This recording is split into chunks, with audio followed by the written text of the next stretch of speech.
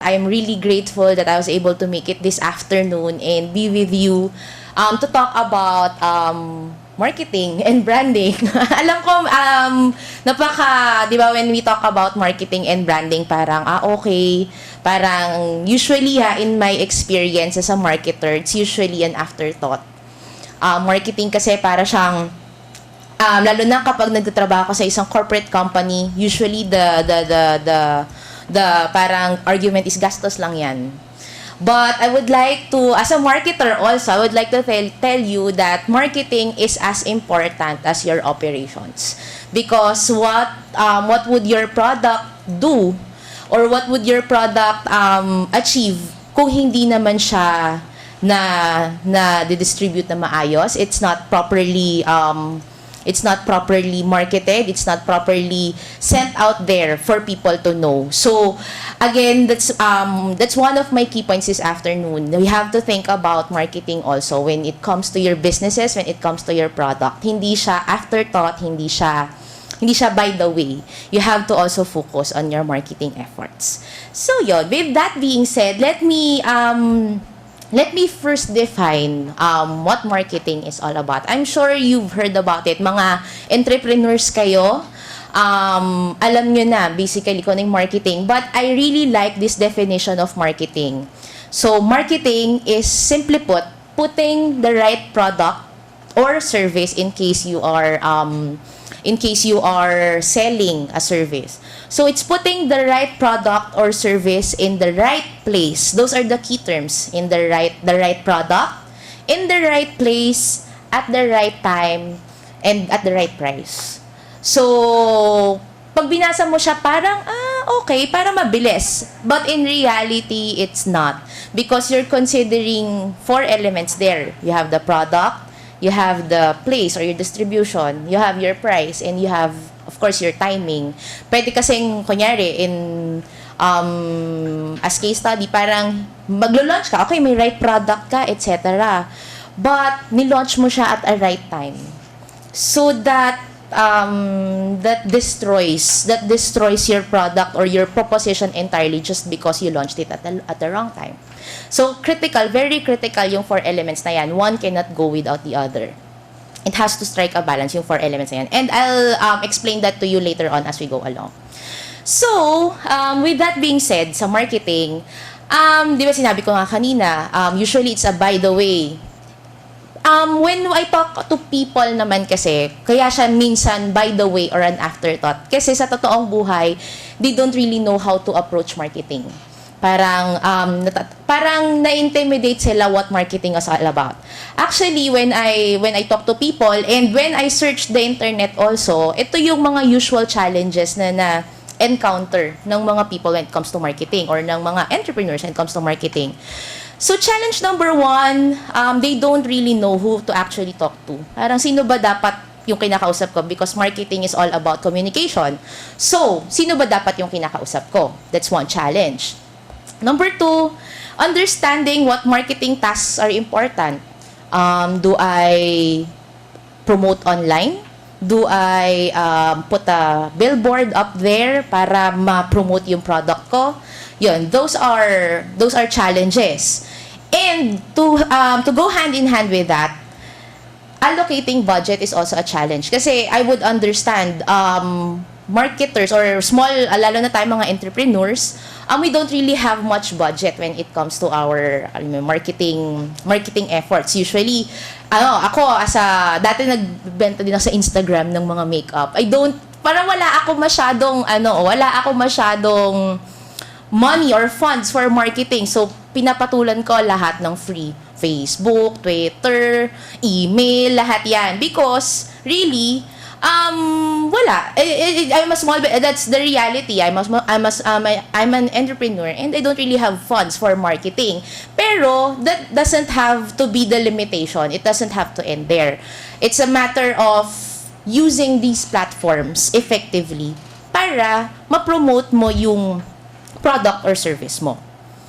And then, another challenge is, laging iniisip yan. Most of the time, come come across this reason, I don't know how to compete in the market. So, I'll just stick to what I do and then bahala na yung customers ko. So, with that, with those challenges, ang underlying solution ko lang dyan lagi, I always, pag may mga nagtatanong, paano ba mag-market? Yan. Usually, in layman's term. Ako, lagi ko lang tanong sa kanila, sino ba ang target market mo? Because it's where the marketing starts. Sino ba ang target market mo? Meron kasi akong mga nakausap, pag tinanong mo, sinong target market mo? Wala silang nasasagot. Kasi the usual I think in the articles that I've read also, the usual pitfall that businesses encounter they try to appeal to all. They try to communicate to all. Okay, ito yung produkto ko. Bahala kayo. Bahala kayo kung sinong kukuha. Or bahala na si Batman kung sinong bibili sa kanya. But that should not be the case. That should never be the case. You have to have in mind a specific target market, just so you can secure, at least kahit maliit lang yung target na yon, you can secure that market for your product or your service. That's why when I ask paano ba mag-market, I always say proper market segmentation and targeting is the key. That's all for me personally as a marketer. That's the baseline. That's the baseline requirement. You have to identify your market segment. So, ito yung medyo focus ko in this discussion because for me, while this is basic, this is somehow overlooked by most entrepreneurs and businessmen or small enterprise businessmen. So, how do you segment? Basically, in textbooks, theoretically speaking, meron tayong may tinatawag na basis for segmenting markets. So, alam nyo na to, maririnig nyo na to most of the time. Of course, you have the geographic. Do I target people in Manila? Do I target, kung may brick and mortar ka, do I just target, kung ang brick and mortar store mo nasa Mandaluyong. Target ko lang ba Mandaluyong or pati mga adjacent cities? Or is your business capable of reaching to a larger geographic area? Pag online, mas challenging because since it's an online business, you can reach in basically the entire Philippines. Kaya, 'di ba, Ramon was discussing delivery, purchasing yung mga payment gateways because for an online business that is becoming a necessity already kasi you can target basically everyone in the country. So that's one way to segment your market. Another is demographic, very given to. Do you target mo ba yung consumers mo or customers mo by age, gender, income, ethnicity? In the States kasi parang specify pa nila yan, Black American ba to, Caucasian, Asian American, they go as deep as that. So I hope when you go back and think about your target markets, try to drill down to who they really are. Hindi lang siya basta ganito, basta ganyan siya. Yung example ni Sir kanina, that's actually a good start because alam niya dapat ang target market niya balikbayan. Because that says a lot about yung behavior, yung purchasing power.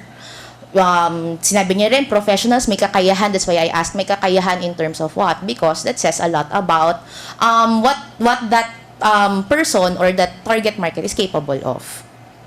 So another psychographic, ito na, we're going deeper.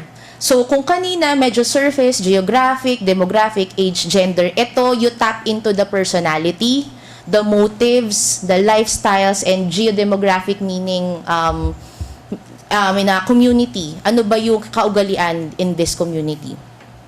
So that's what I'm pointing at kapag sinabi natin you have to drill down dun sa motivation or dun sa characteristics ng target market mo. You just don't identify the surface characteristics, but you try to somehow gain a perspective of how they behave,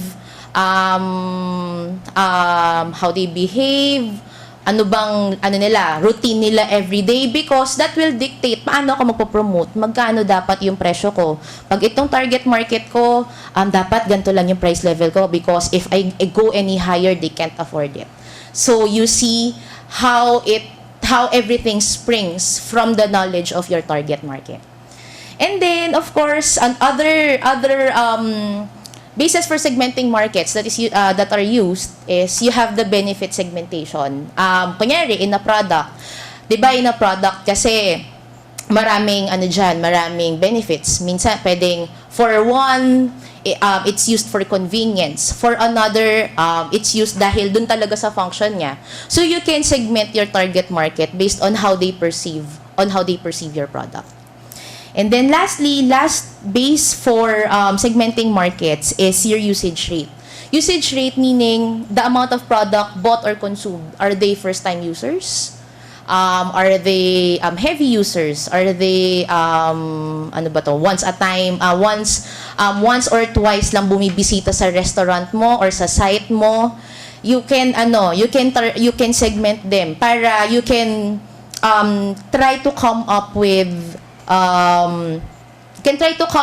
promotions. For example, kung first-time user yan, probably you can have loyalty promos para bumalik sila sa'yo.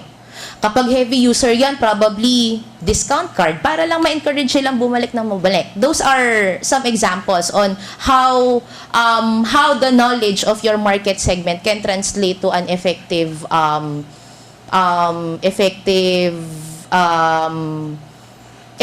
marketing executions. So yun, at questions at this point. Because pakitandaan yung the knowledge of the consumer of your target market or consumer market, because lahat nag-emanate from there. So, the next topic that I'm discussing is the marketing mix na. Anyone familiar with the marketing mix? Marketing mix. Marketing mix, 4 Ps. Guess one. Kahit isa lang. Dun sa 4 Ps na yon. Price. Correct. Price. What else? Promotion. Correct. So, basically, your 4 Ps sa marketing mix, you have the product, of course. Siyempre, anong bibenta mo? Ano yung pinopromote mo? Next is the promotion, of course. Ito na yung dyan pumapasok yung mga above the line, meaning TV, radio, billboard, below the line, yung mga sa groceries, nakikita nyo yung mga nagpo-promodizers, yung mga nag-o-offer ng mga nagpapa-free taste, nag-o-offer ng products. Those are forms of promotions. And then, of course, you have the digital promotions. And then, correct, there's price. And then, lastly, place or your distribution. So, in marketing, these are your 4 Ps, basically. But I am introducing to you another model that is customer centric. Kasi ang minsan pitfall ng mga marketers kapag product define nila, okay, product definition, functionality, ito 10,000 watts, can last for ganito. It can the battery life is like this. But it's very kumbaga wala siyang connection to the user.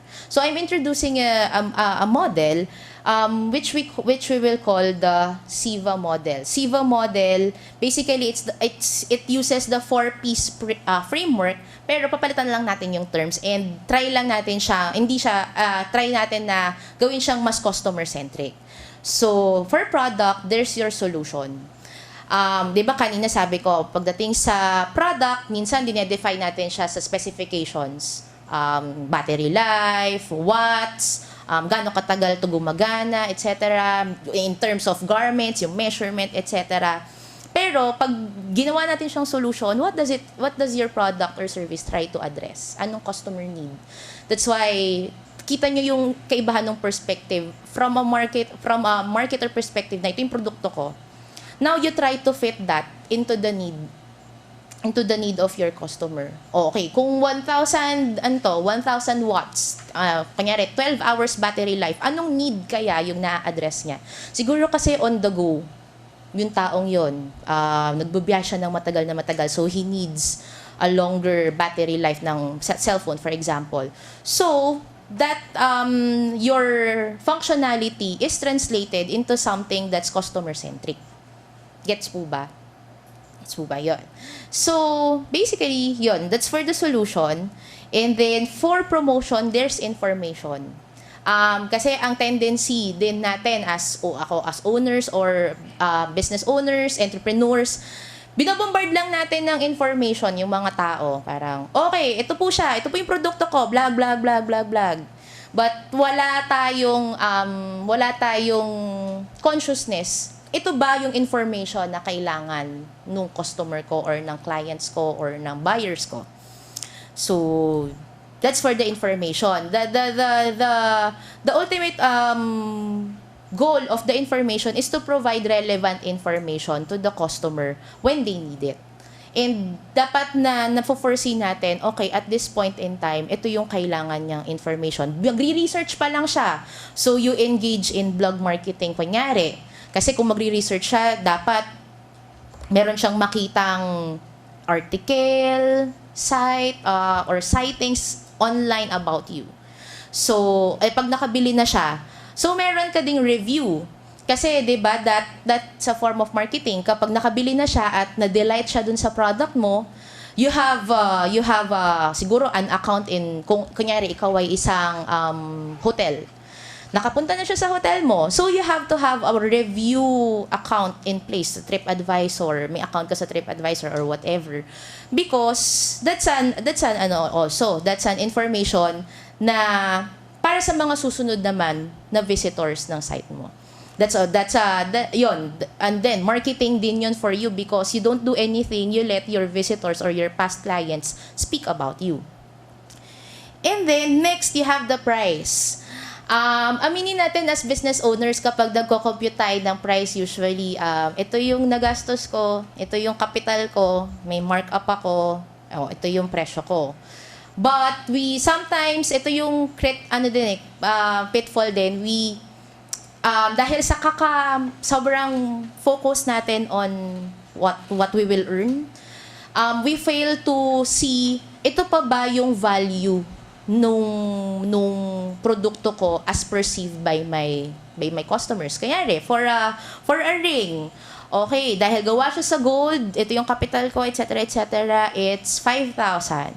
Pero pag pumunta ka sa customer perspective, does it still appeal to be 5,000 pesos? So you have to have that balance also. Hindi lang tayo nagpapresyo based on ano ba yung P&Ls natin, but we have to take into consideration also ano ba yung value, yung that line that will enable the customer to buy your product pa. Parang ano pa yung katanggap-tanggap sa kanya para bilhin yung produkto mo. And just to share, in my previous experiences, that's why big companies invest a lot in research. Kasi tinitignan nila yan. Kunyari, for gatas. Ito yung features, kunyari, ng gatas mo. Pag tas mag-i-interview sila, syempre nag-FGD sila. Tinatanong din nila yan sa mga ini-FGD nila. Okay, pag ito po nandun na sa market, magkano po ang willing yung gastusin?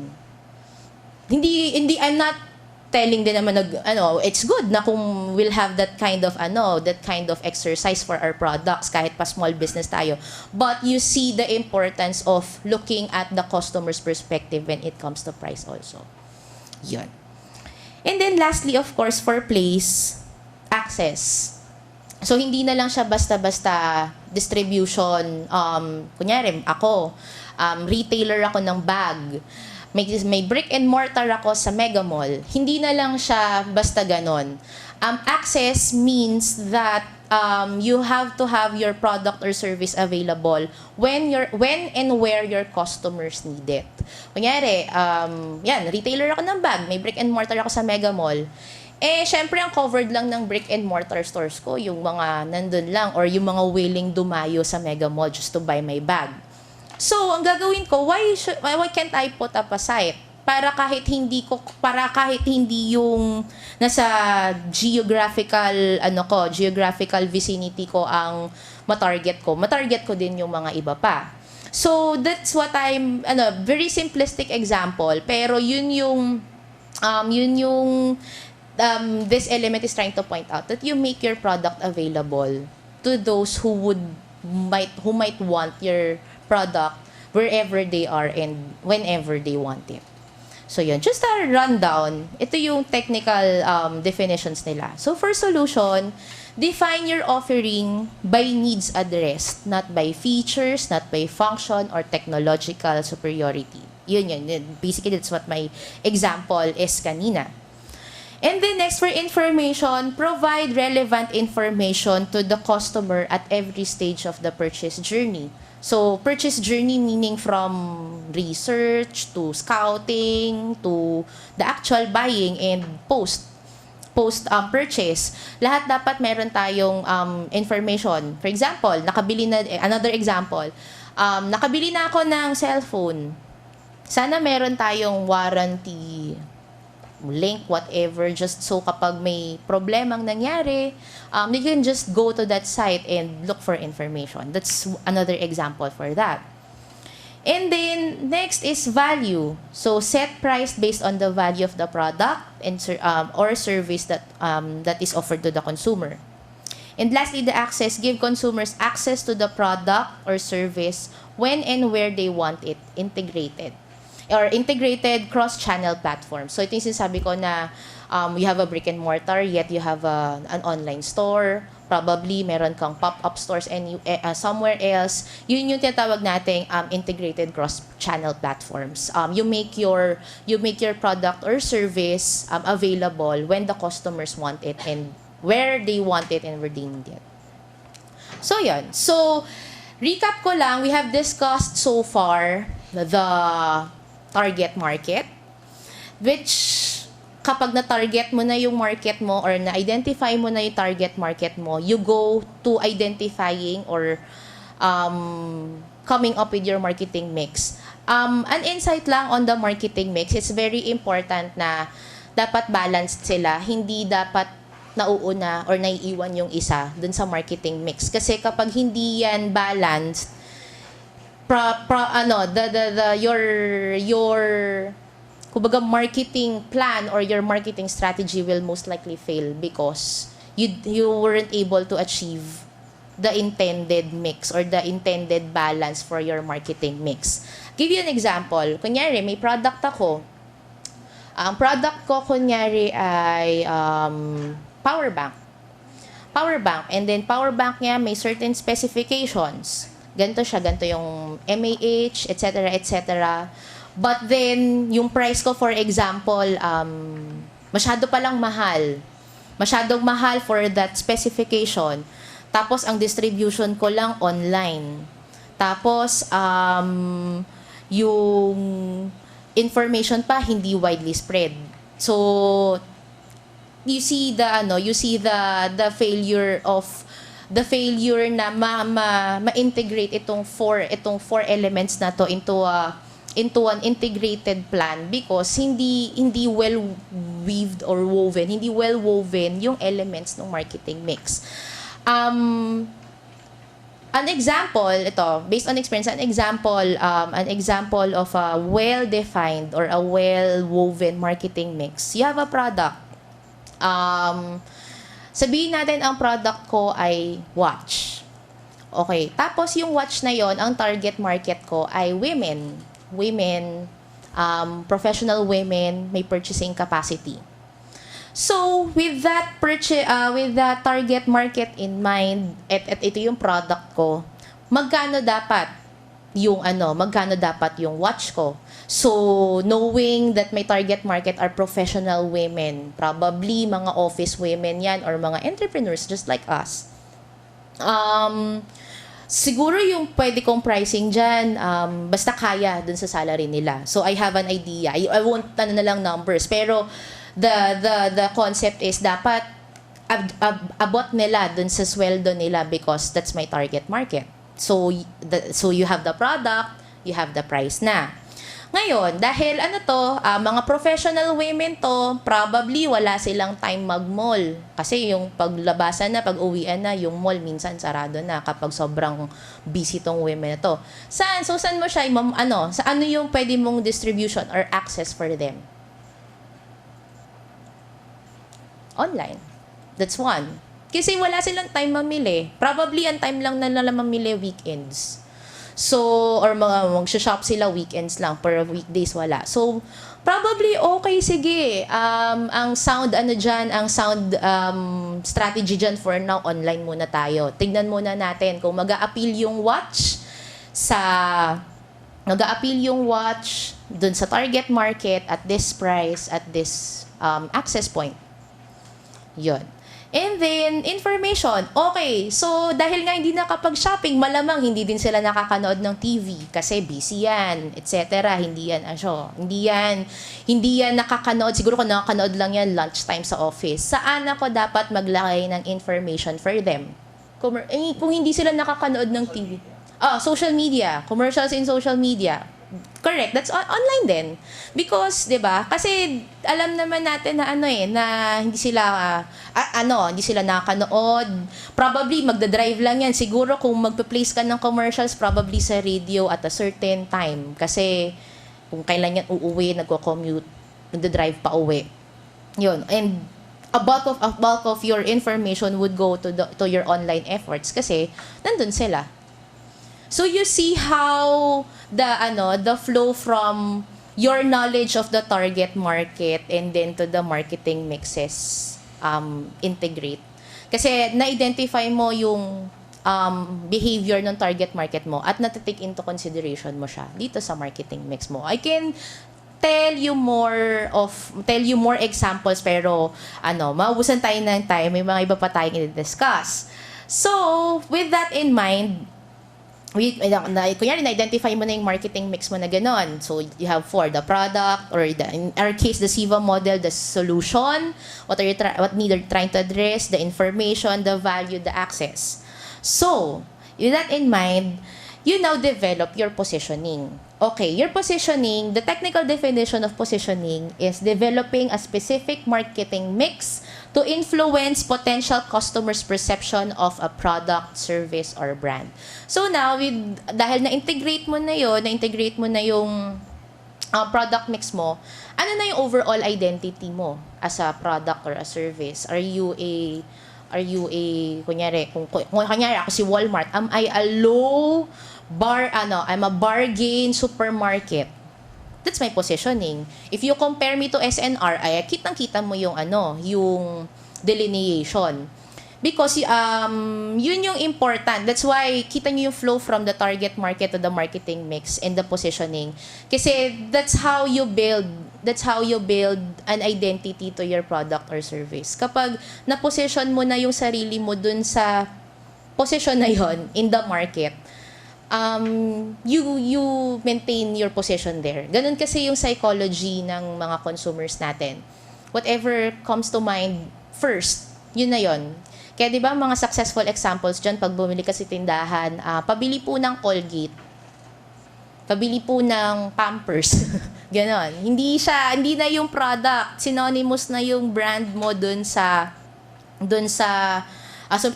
synonymous na yung brand mo dun sa product because that brand was successful in taking that slot in the consumer's mind na position niya na agad yung sarili niya. Okay, let me exercise tayo ng konti. Kapag sinabing coffee, and what comes to mind? Instant coffee, what first comes to mind? So, good job Nescafe, 'di ba? Because the brand was able to secure that slot in the consumer's mind. Shampoo, iba-iba. So, kasi that category naman hindi very particular ang mga users sa brand. Kasi basically they're all the same, they're shampoo. Ano na lang yan, nagkakatalo na lang yan sa anti-dandruff ba yan? So, bibilin ko, anti-dandruff shampoo if I go specific. See? So that's the positioning. That's an illustration of the positioning. Yan. Kumbaga na-carve out na yung brand na yon or yung product na yon sa minds ng consumer mo. And a tool to help you see, okay, ano na kaya yung position ko sa mind ng mga consumers ko. You have what you call the positioning map. So, positioning map, itong example na to ng positioning map, makita nyo mga ano sila, mga sasakyan. So, and then, makita nyo yung access niya. Yun yung, kumbaga, mga elements on how you would want to map the products. So, you have on the y-axis, the classy distinctive type. The classy distinctive on the upper, and then practical affordable. Yun yung spectrum mo ng mga sasakyan. And then on the x-axis, you have the sporty, and then you have the conservative. Conservative, probably yan yung mga classic models. So makita mo, for example, si Cadillac, dahil yun yung nakabilog, si Cadillac, let's take that example. In this example, sa current state of mind ng mga consumers, si Cadillac ay nandun sa sporty and classy distinctive side. So, ibig sabihin, medyo high-end, hindi siya medyo, high-end siya. At sa sporty arena siya nabibelong. So, when you go dito, dito sa baba, so you have your more popular brands. You have the Toyota, you have the Nissan. Kasi sila yung, alam nating practical, affordable, and sporty. But if you go dun sa classic or conservative side, you have the Ford, the Dodge, Plymouth, I'm not really familiar. Pero kita nyo yung positioning ng mga brands in that car industry market. Meron silang kanya-kanyang position. So kayo din, in your businesses, syempre in our case, the small businesses, parang ang dami. Pero you try to pick siguro sa tingin niyo mga small mga similar businesses niyo and try to see saan kaya ako sa positioning sa position ng minds ng consumers ko. If I am a bag seller, online bag seller, okay, ito yung mga competitors ko. Bakit kaya sila sikat? Ano kaya probably yung main selling proposition nila? You see, yun yung in case of sir here, I would like to think wala ka pang kapares or sino yung nakikita mong mga competitors mo? TripAdvisor. Bookie, yes. Yun. So, probably, sige, sabihin natin ano kaya pwedeng x-axis and y-axis mo. Kasi, nisip ko, di ba hotels and restaurants? So, kung hotels and restaurants, probably, pwedeng x-axis mo location. Very targeted. Hindi, kunyari, location, Philippines lang ba or worldwide? Hindi, assume na lang natin na you would expand eventually, di ba? So, Philippines lang ba to o worldwide? Of course, pag ipoposition mo si TripAdvisor, nandun siya sa worldwide. So, nandito ka pa lang muna sa Philippine-centric na site. So, yun. Mo siya. And then, kapag na-combine mo yun yung positioning mo for your product or service. Let me proceed to branding. Yung branding, very mabilis lang to kasi alam ko lahat tayo may kilalang brand. And to kick off this session, magko-call out lang ako. Starting from user. Ano ang iyong favorite brand? Kahit ano. Yung tipong kahit 100,000 to, pag-iipunan ko to, bibilin ko to kasi mahal ko tong brand na to. Ganong yun? Yung the brand that you love. Adidas. Okay. You see, those brands, kita nyo man, they are the more popular brands, diba? Kasi those brands that you mentioned, some of them, may kita nyo in one of my slides kasi they are successful brands in terms of or ako ang measuring stick natin ay nakakreate sila ng affinity sa consumers nila. Sila doon? Kumbaga, winner sila doon sa Winner sila doon sa side na yon. So, let me start off by introducing what is a brand. So, the brand, hindi siya logo, hindi siya yung tagline, hindi siya yung dimensions na yung logo ko dapat ganun kahaba, tapos hindi siya, you have, di ba, in branding kasi, lalo na in large companies, you have what you call the branding guidelines. Kaya ang logo ni ganito, in one company I worked before, ang logo dapat dapat laging white background lang. Pag black background na yan, dapat iba na yung kulay. May mga ganong guidelines. But, that is not what brand is all about. Brand is actually, my favorite definition of a brand is it's a promise. Why is it a promise? It's a promise of a specific benefit or value.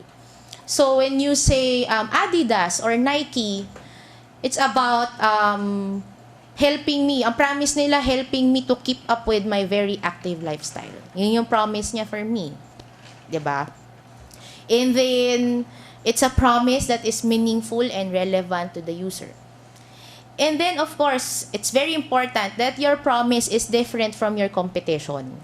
Kasi, di ba, parang paano kung si Nike at saka si Adidas, kunya, I'm sure they have different sets of brand guidelines and etc. Pero pag hindi mo kasi na-define yon, ano yung differentiation ng Nike versus Adidas, probably they wouldn't have survived until today kung hindi nila na-define yon as a brand. So, with that in mind, the logical question for us as aspiring entrepreneurs and small business owners, how do we build a strong brand? So, kunyari, ma'am, excuse me, ano po yung brand nung store mo? Sorry? Yes, yung name. Half the price because really what you sell are cheap. Affordable. Oo, hindi siya cheap. Affordable siya. So, how do you build a strong brand? So, sinasabi nila, build them, 'di ba? You see large companies out there, meron silang tinatawag na brand marketing unit.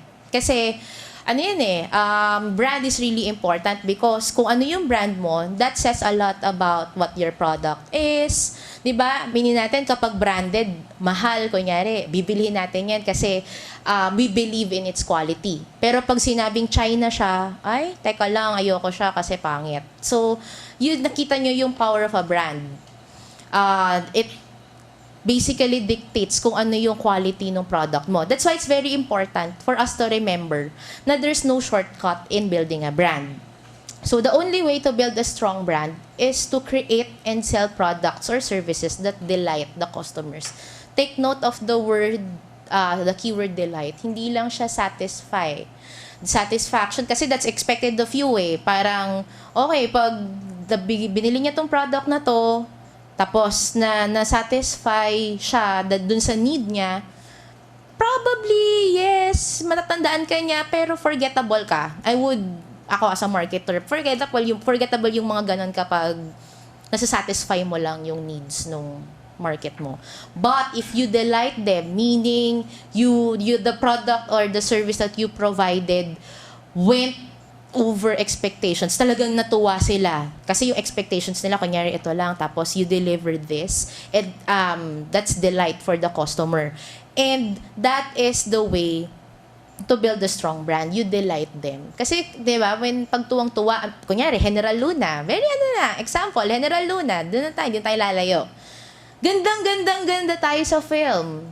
So, dahil delighted ako, word of mouth, hindi na nila kailangan ng, 'di ba? Parang that's a good marketing case study eh. It was at the brink of closing a few weeks before it was launched, but because it was so good and hindi na nila kailangan gumastos ng malaki, hindi na nila kailangan mag-market ng sobrang dami because who did it for them?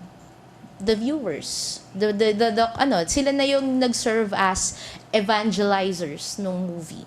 So that can also apply to us. Kapag binigay natin yung product or service na nag-delight dun sa customer natin, then that is possible. That is possible dun sa business natin. So in line with that, you know that you are successful if your intended brand experience translate to a customer experience. For example, si Starbucks. Si Starbucks, ang kanyang brand essence, I will discuss about brand essence later on. Ang kanyang brand essence ay rewarding, parang everyday experiences, something to that, something along those lines. So, makita mo na ang brand experience niya, brand experience na intended ni Starbucks ay lifestyle, rewarding the customer, etc. So, you see that, ako, as a customer of Starbucks, nakikita ko yun. Pag umupo ako doon, ganda ng experience ko, ganda ng ilaw, malamig, masarap yung kape. So, that translates. Makikita mo yung direct translation from your intended brand experience to the customer experience. And, hindi lang enough na experience niya, dapat ma-verbalize or at least ma-express yun ng customer na, that was the experience I got from Starbucks. Yes. So, those are insights. So, how do you build a strong brand? So, you have to delight your customers consistently, and a guide, a tool that you can use para may guide kayo on paano ko ba i-build, paano ko ba sisimulang i-build yung brand ko is what you call the brand essence. So, technical definition again of brand essence, it's the single most compelling thing. Key term po ulit dyan, single most compelling thing we can say about the brand that differentiates it from the competitor brands as perceived by the consumer. So, your brand essence is, ano ka talaga? As in a few words, what are you? So, in case of si ma'am over there, affordable clothing, but probably some other online sellers can say that. As an exercise, ano kaya yung pwedeng maging unique sa'yo as a seller? That cannot answer right now, pero I'm thinking naman, for example, probably ang value add ko, one-day delivery. That's my brand essence. One day, affordable clothing delivered to me after one day. Badly put. So that's my brand essence. Si sir, kung specify natin, kunyari lang, your online directory of resorts, hotels, etc. with the most number of reviews by the clients. So you have that brand essence already. Kasi you are known for that, and you will be known for that if as early as now, as aspiring entrepreneurs or business owners, while we are preoccupied with the daily operations of our businesses, we should not lose sight of what our brand essence is. Kasi at the end of the day, hindi lang operations yung magmamatter. Hindi naman yan nakikita ng customers natin eh. Ang nakikita nila ito, ang nararamdaman nila ito. So, it's very important also to take into consideration or to put together what your brand essence is. So, and as an insight, the most powerful brand essences are rooted in fundamental consumer need. I will give you examples. Here are examples to prove this insight. So, si Nike, may nagbanggit ng Nike kanina. Ang kanyang brand essence ay authentic athletic performance. Ang very visible translation niyan ay yung kanyang ang kanyang tagline na just do it. Because that's authentic athletic performance. May kita mo ang kanyang ang mga models ng shoes niya, it's all towards supporting the performance of the athletes. Because that's what they stand for. Ito na si Starbucks. So si Starbucks, rewarding everyday experiences ang kanyang brand essence. It's because they are in the business of selling not only coffee, they're in the business of selling lifestyle or experience. Kaya hindi sila, parang kape is just as an instrument in that brand essence. It's all about the experience when you go into a Starbucks store. And then si Disney, one of my favorite brands. Si Disney, ang kanyang brand essence is fun family entertainment. That's why you see in all the cartoons, in all the, 'di ba? Mapa Marvel man 'yan, mapa Star Wars, mapa the Frozen. It's all aligned to this. It's all aligned to that brand essence of fun family entertainment. And it's very important. Ako as a marketer, it's very important that you at least have an idea, or at least mas maganda nga na-document mo what your brand essence is. Kasi along your journey as a business, that will dictate what you do in your business. For example, ang brand essence ko ay affordable clothing in one day. So, with that brand essence, all my efforts would be geared towards that. Affordable. So, kung mag-source ako ng supplier, dapat hindi mahal. Maghanap ako talaga ng supplier na mura pero quality. Maghahanap ako ng yung transport, yung mga nagtatransport, mga to go, etc. Maghahanap ako ng mga ganoon na that will help me fulfill that one day promise. So it directs basically directs also your operational deliverables. Now, if you ask me, how do you discover your brand essence? Maraming ways on how to discover it, but here are some questions that you may want to ask yourselves as entrepreneurs, as business owners, para makrack nyo kung ano yung brand essence nyo. So, brand essence, what are your product strengths? Start from there. Ano yung strength mo as a business? Saan ka magaling? What and where are you good at? Next, what are the functional and emotional benefits? We should not stop at defining what our functional benefits are. Dapat may emotional benefit yan. For example, a cable service. Siyempre, ang functional benefit niyan sa akin, marami akong mapapanood.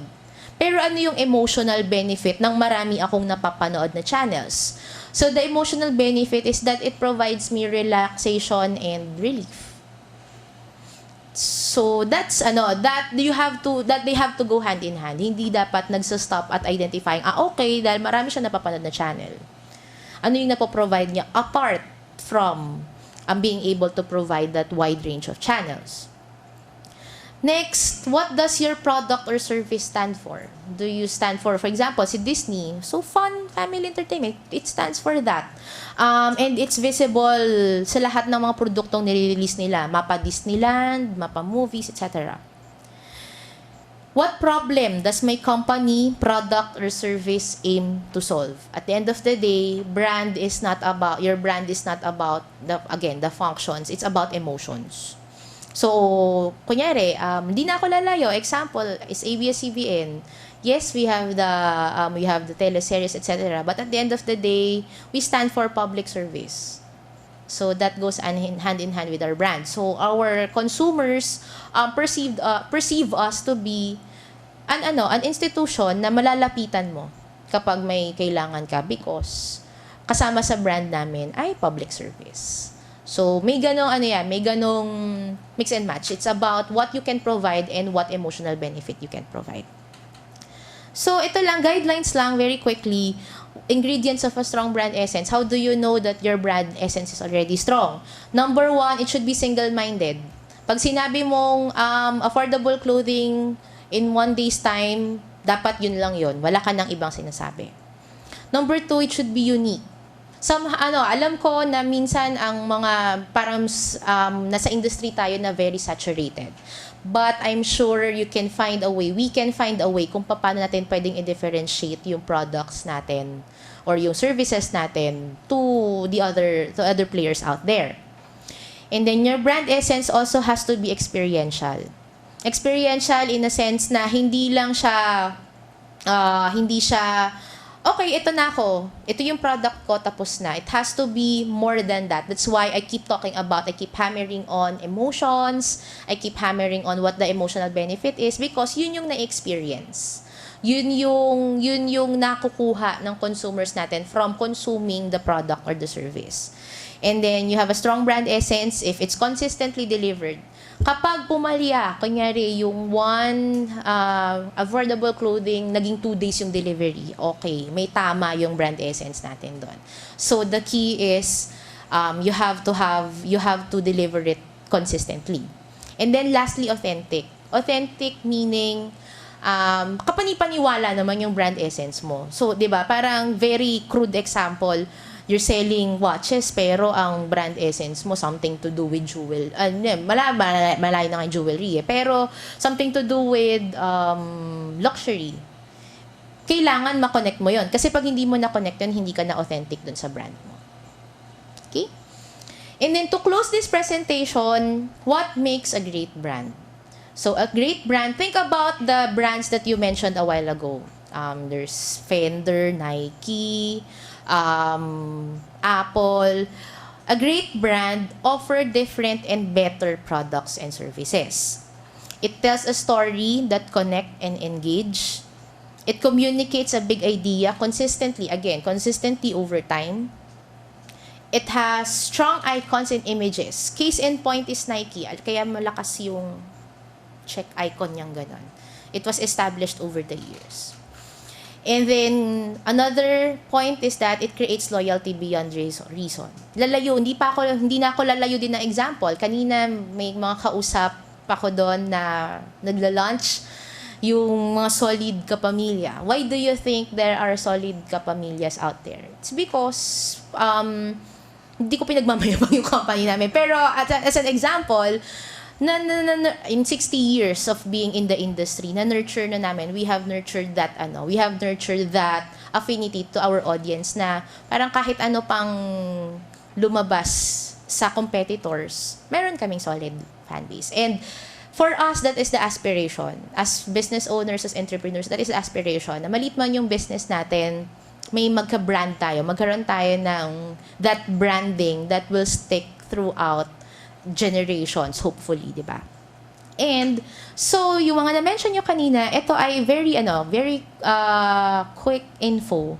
So, in 2014, you have these most valuable brands. So, syempre nanguna si Google.